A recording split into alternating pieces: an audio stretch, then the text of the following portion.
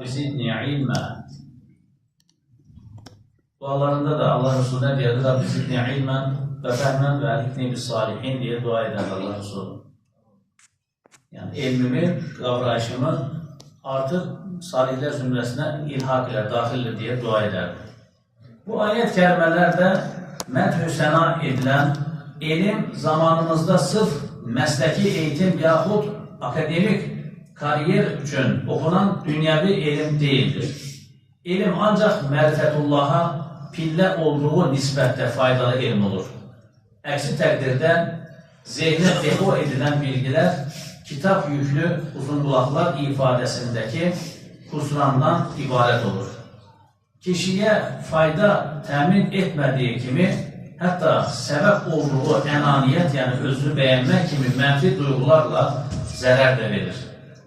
Kişi sadəcə zehində qalmış, qəlbən həzm edilməmiş bir elmlə, məsələn, haqq, hüquq təvzi edəcəyi yerdə cəllat olur.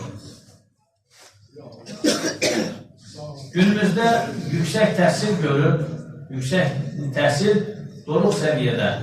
Lakin bu dünya arenasında kamillik və mərhəmət etibarı ilə ən alçaq səviyyədə.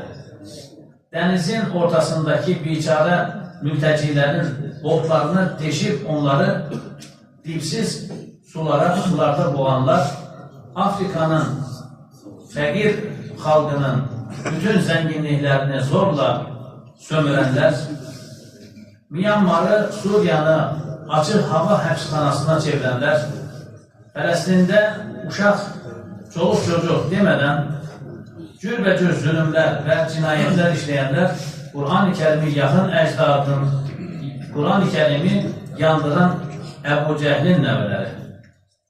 Akifin mədəniyyət dediyin tək dişi qalmış canavar dediyi vəhşilər. Daha necələri? Hamısı da güya yüksək təhsilli.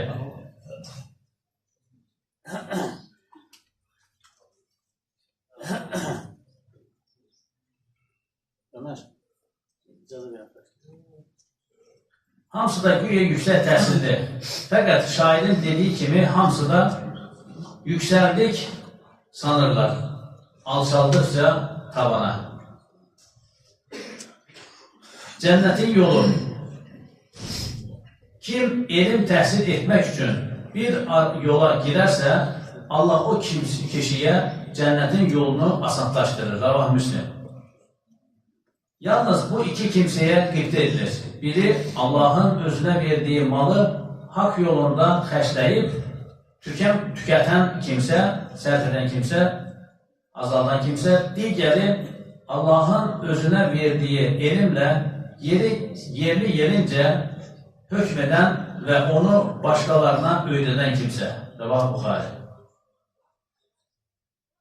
Faydalı və faydasız. İbn Abbas radiyallahu anh deyir ki, Resulullah sallallahu aleyhi və səlləm məni bağrına bastı və Allah'ım bu uşağa hikmət ver deyə dua etdi. Rəvah Buxari. Resulullah sallallahu aleyhi və səlləm etdiyi bu dua bərəkəti ilə İbn Abbas radiyallahu anh böyüyündə ümmətin alimi və tərcümanul Qur'an, Qur'anın mənalarını açıqlayan müfəssir, təfsir alimi ünvanına sahib olmuşdur. Məhşər günü elm öyrənmiş, öyrətmiş və Quran oxumuş bir kişi hüzura gətirilir. Allah ona verdiyi nemətləri xatırladır. O da xatırlayar və etiraf edər. Ona yaxşı, bu nemətlərə qarşılıq nə etdin deyə soruşurlar. Elm öyrəndim, öyrətdim və sənin rizan üçün Quran oxudum cavabını verir. Yalan söyləyirsən, sən alim desinlər deyə öyrəndin, elm öyrəndin, nə gözəl oxuyur desinlər deyə Quran oxudun, bunlar da sənin haqqında söyləndi, buyurulur, sonra əmr olunur, o da üzüstü cəhənnəmə atılır. Rəvah Müslim. Aleyhisselam. Yəni, qardaşlar, çox önəmli. Bu hədisin digər iki qismi də var. Digər qismi də hüzura zəngin birisi gətirilir. O da Allah-u Teala ona lütfettiği nimetleri hatırladıp o da itiraf edip benim için ne edin diye soruştuğu zaman ya Rabbi zekatımı verdim, sadakamı verdim, öşrümü verdim, kumsumu verdim filan dedim, sahaya tökür. Allah Teala diyor ki yok, sana ne cömert adamdır desinler diye verdim, ne səxavətli insan desinler diye xərclədim. O dünyada sənə deyirdi, burada alacağım bir şey yoktur diye. Üzüstü deyir, sürülen cehenneme atılır. Sonra da huzura Allah yolunda canını feda edip şehit olmuş birisi getirilir. Yani zahiren Allah yolunda olduğu müşahede edilen. Bilirsiniz şehitlik çok büyük mertebe. Kul hakkı hariç bütün günahları əff olunur şehidin. Kul hakkı hariç bütün günahları əff olunur. Allah-u Teala ona lütfettiği nimetleri hatırladı, o da hatırlıyor. Sonra benim için ne edin diye sual verdiği zaman ya Rabbi senin dinin için savaştım ve canımı feda ederim. Yok diyor, sen yalan söylüyorsun. Sana ne cesur adamdır desinler diye, ne kahraman adamdır desinler diye savaştın ve o sana söylendi. Burada alacağın bir şey yok. Üzüstü sürülen cehennem attır. Allah korusun. Ona göre niyet çok önemli azizler. Niyet çok önemli. Yani ibadetten önce niyet gelir.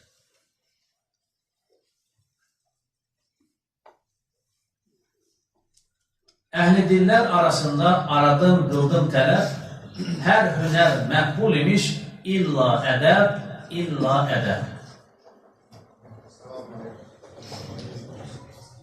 Aleykümselam.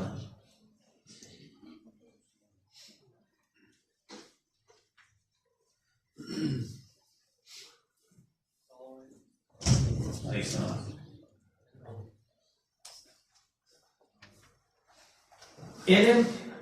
Elmi sevmeli ve evlatlarımıza elim sevgisi aşılamalıyıq. Ancak balalarımıza elmi elde ediş gayesini de öğretmek şərtdir. Kulun elimle çatmak istediği netice evlatlarımızın qəlblərinə nəqş edilmeli. Çünkü elim iki uclu bir bıçaq kimidir. Bu sebeple Resulullah sallallahu aleyhi ve sellem Efendimiz dualarında Cenab-ı Hakk'a sık bile yalvarardı. Allah'ım fayda vermeyen elimden, huşu duymayan qəlbdən, doymak bilmeyen nefisten ve icabet edilmeyen, qəbul olunmayan duadan sənə sığınıram. Rəvah Müslim. Xülasə, bilgi hem nimet hem de afettir, beladır. Eğer elim irfana dönüşerek, irfana çevrilerek, onun için dönüşerek gönüllerimizi kamilleştirirse bu bir nimettir.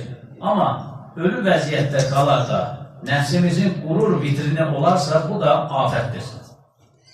Onun için ilmin irfana çevrilmesi zaruridir. İlmin irfana çevrilmesi nedir?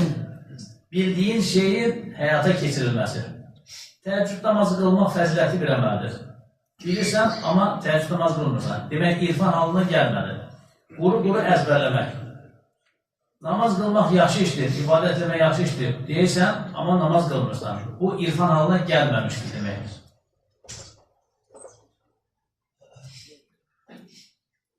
Onun üçün, ilmin irfana dönüşməsi zəruridir. Əks halda, ilmin hər çeşidi hamballıqdır. Unutmamalı ki, bilgi düzgün əmələ çatmaq üçün şərtdir. Bizim kəndimizdə məktəbimiz, orta məktəbimiz, bir nömrəli orta məktəbimiz 2 mərtəbəli idi. O 2-ci mərtəbədən 1-ci mərtəbəyə düşəndə böyük bir plakatda yazılmışdı. Əməlsiz elm ayağı cidardır. Yani öğrendiğini yaşamadığın zaman ahirette onun hesabı var. Dünyada da özü bir şeyler zannediyorsan ama hiç neymişsin. Yani emellemediğin zaman hiç ne olur. Bilgi de bilginin sahibi de. Nuh Aleyhisselam'ın oğullarından biri olan Kenan atasının davetini reddetti, iman etmedi ve gemiye binmedi. Həzrəti Nuh kafirlərin həlaki üçün bəddua etdiyi halda oğlunun qurtulması üçün Cenab-ı Hak'tan niyaz edince Hak Teala inkar yolunu tutan oğlun Kenan sənin ailəndən deyildir. Mən sənə cahillərdən olmamanı tövsiyə edirəm buyurdu. Hud surəsi 46. ayətdə. Kenan yüksək bir dağa dırmanacağını söyləmişdi, fəqət tufanda boğuldu. Həzrət Mevlana bu qissəyə atıfda bulunaraq belə buyurur. Keşke Kenan üzmə öyrənməmiş olsaydı da Nuhun minnətinə qatlansaydı, gəmiyə girməyi düşünsəydi. Keşke o kiçik uşaqlar kimi bilgisiz olsaydı da onların analarının ətəklərinə sarıldıqları kimi Kenan da atasının lütuf və kərəminə sığınsaydı. Yaxud da kitablardan öyrənilən ruhla və könüllä əlaqəli olmayan nəqli bilgi ilə bilgin olmuş və onunla qürura qapılmış olmasaydı da bir vəlidən vəhiy bilgisi qapsaydı. Həzrət Mevlana zahiri dünyəvi bilgiyə çox dəyər verilən, fəqət həqiqi elm olan üxrəvi, yəni axirət bilgisinə göstərilən etibarın azaldığı zamanımızda çox mühüm mesajlar təqdim etməkdədir. Kəşke belə quru, tək tərəfli bir alim olacağına cahil olsaydı deyərək, tək qanatlı, yalnız zahirə, qabuğa ilişmiş sənətdə sənətkarı görməkdən aciz qalmış bir elmin cəhalətdən də bətər olduğunu nə gözəl ifadə etmişdir.